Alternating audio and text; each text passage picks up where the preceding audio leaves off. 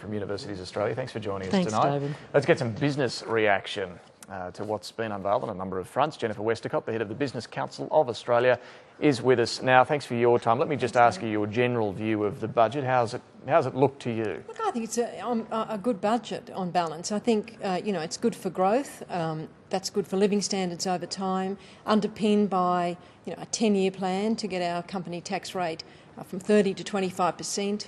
Do you believe that 10 years that you'll get that reduction to 25%? This is the best thing we've seen from a government for a long time, to sort of set a pathway to lower corporate taxes, to actually phase that out year by year, to kind of spread it over small and medium businesses first and then bigger businesses later. And is that the right approach? Give it to small and medium business first and then big business? If you think the way companies invest, larger companies make long-term investments. So what they'll be looking for is the signal. I mean, we in fact suggested that the company tax be phased in over kind of, we initially said 5 years, but government's taken, a longer approach to that. Twice as long. Yeah, and look, they've got to work within the fiscal circumstances that they're in. But the approach is, how do you send the signal to companies that their investment decisions, the hurdle rate is going to be lower. So companies will be looking at, and saying, well, okay, some investments are now going to be much more competitive than they were. I mean, don't forget, in 7 years, everyone is at 27.5%. In a decade, everyone's at 25%. Yeah, well, we've already heard Labor tonight, so they're not going to back the 25% to big business. So it doesn't give business that certainty. Well, it's bewildering from a party that says that the beneficiaries of reducing corporate tax are workers. I mean, let's remember what happens when people lower company taxes. It means that investments are more competitive. It means that people can expand. They can be more productive. They can be more efficient. We had Jed Carney from the ACTU saying the exact opposite. She said it meant that profits go offshore and it doesn't mean more jobs. Well, if you think about the way this is being phased, small businesses first, most of whom are kind of fully Australian-owned. I mean, it's just an absolute nonsense to say that this does not benefit the economy. Ken Henry said 2/3 of the benefit of reducing the company tax rate falls to workers, not to capital, to workers. I mean, how do people think jobs get created if you've got one of the most uncompetitive tax rates in the world, and you want businesses to invest, to deal with this very low rate of business investment? You've got something you can control, the tax rate. Why wouldn't you take the opportunity to do that? Because that is going to flow into jobs, and there are very few economists who contest that.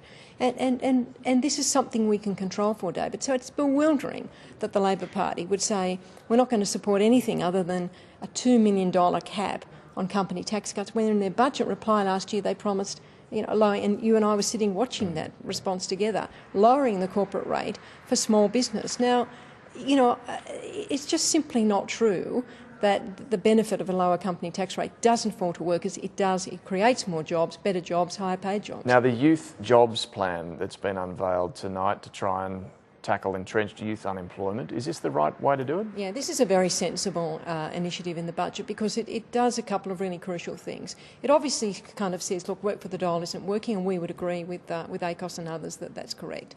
But it does a couple of really crucial things. It helps people with the skills to get into work, literacy, kind of work-ready skills. It then supports them in the workplace. It creates new pathways for young people, cadetships, internships.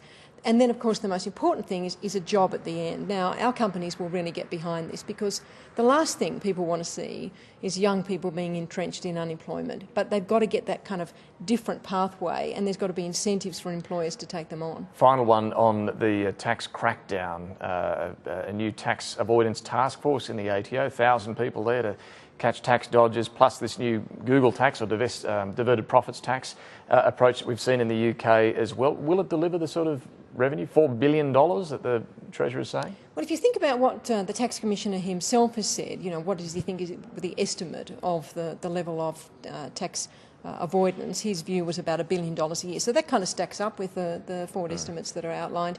And if you look at the revenue that's forecast from the so-called Google tax, and you look at what's happened in the UK, that's about kind of right in terms of the numbers they've been able to get in the UK. Look, we've supported the government every step of the way on cracking down on multinational tax avoidance, because the community needs to be given the confidence that our tax system has the integrity, and that's got to, of course, run alongside making our tax system more competitive overall.